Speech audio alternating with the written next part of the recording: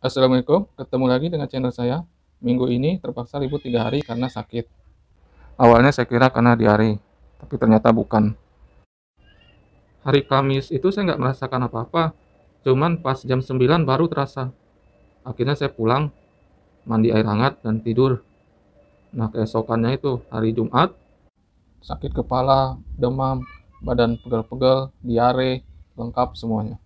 Akhirnya saya beli obat Entrostop, 4 tablet, lalu beli kelapa muda hijau. Alhamdulillah berkurang meriangnya. Tapi pas sore muncul lagi kayak gejala tipes. Hari Sabtu sekitar jam 8 kami ke klinik Rozak, dekat sekitar 1,6 km. Kami sampai ke sana sudah buka, cuman kata penjaganya dokternya baru datang jam 12 siang. Otomatis cancel, lalu kami lanjut lagi ke klinik selanjutnya. Klinik selanjutnya sekitar 3 km dari klinik Rozak. Di sini juga kami cancel karena alasan petugasnya obatnya belum datang. Karena tidak mau pulang dengan tangan hampa, kami ke Pasar 8 mencari apotek. Di sana ada apotek Yovita, gambar Google-nya belum update ya, masih Bank BRI di sana. Di sana saya membeli Diapet NR dan antibiotik. Setelah itu kami pulang ke rumah. Tapi sama saja tidak ada perubahan. Sore masih timbul lagi demamnya, diarenya pun masih ada. Bahkan saya tidak bisa tidur, jam 1 terbangun, lalu jam 3 terbangun. Jadi pas jam 3 subuh hari Minggunya, itu udah nggak bisa ditahan.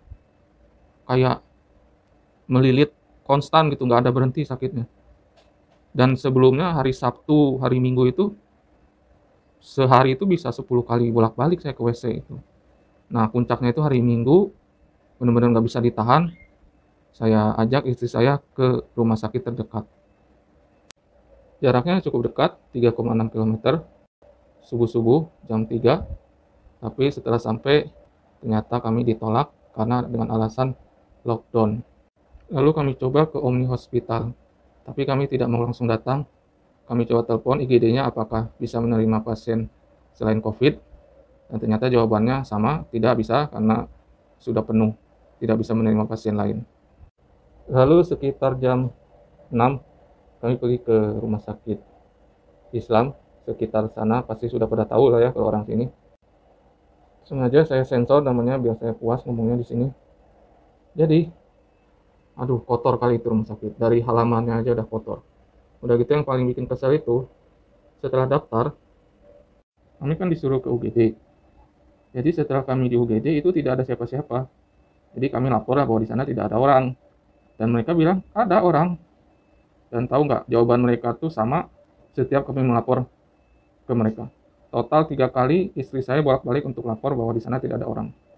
Saya curiganya orang itu tidur apa di ruangan tersembunyi di sana.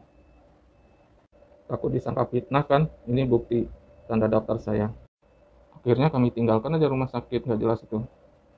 Setelah cari sarapan, kami pergi ke tempat terakhir, yaitu rumah sakit Betsaida, karena itu yang terdekat yang saya tahu. Alhamdulillah, ketika pertama kali datang, kami disuruh diarahkan ke IGD, dan di sana kami melakukan pengisian formulir, lalu menunggu sekitar 30 menit, lalu masuk ruang pemeriksaan. Di sana saya ditanya-tanya apa keluhannya, dan saya jelaskan saya sudah diare sejak hari Jumat, dan hari ini makin parah, sakitnya terus-terusan.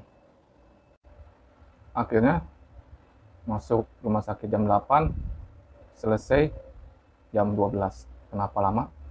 Karena di sana saya dites swab antigen, lalu dicek darah, dan hasilnya harus ditunggu sehingga dokternya bisa mengambil tindakan lanjutan.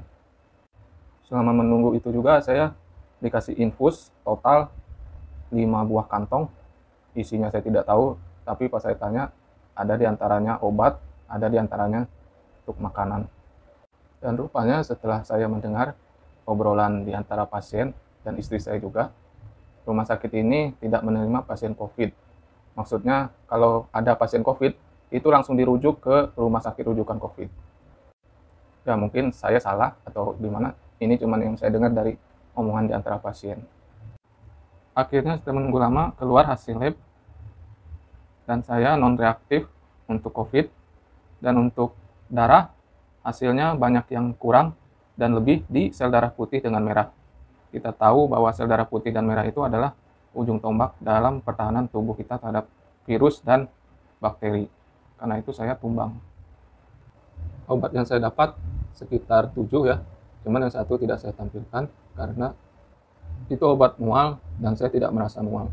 Di antaranya obat diare, antibiotik, ada lambungnya juga, dan lain-lain. Ini adalah makanan yang cocok untuk menaikkan sel darah putih dan merah kita, dikutip dari Google. Karena mencegah itu lebih baik daripada ke rumah sakit.